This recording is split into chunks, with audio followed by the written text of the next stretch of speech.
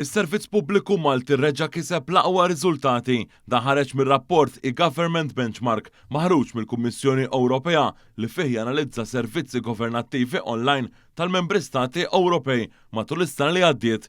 Fi stqarrija mill-Uffiċċju tas-Segretarju Permanenti Ewlieni intqal li Malta kisbet riżultat perfett f'numru ta' oqsma fosthom f'servizzi diġitali li joqtu liċ-ċittadin direttament fil-ħajja tiegħu ta' kuljum.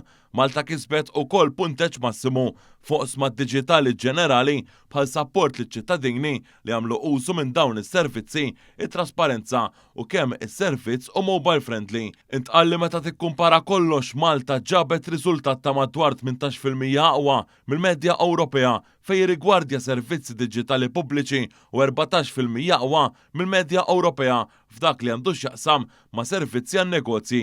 Il-Kap taċ-Ċivil Tony Sultana qal li dan huwa konferma oħra ta' kemm l-investimenti kollha li saru fit-teknoloġija f'dawn l-aħħar snin qed iħallu l-frott. Intqal li dan ir-rapport mhuwiex punt ta' wasla imma stimolu biex bħala amministrazzjoni tibqa' tejjeb is-servizzi tagħha b'għodod ġodda li tipprovdi t-teknoloġija moderna fosthom l-intelligenza artifiċjali. Sa dan it-tant il-Prim Ministru Robert Abela reaġixxa dwar din l-aħbar fejn qal li hu kburi lis-servizz pubbliku u għall forza l-bidla pożittiva f'pajjiżna.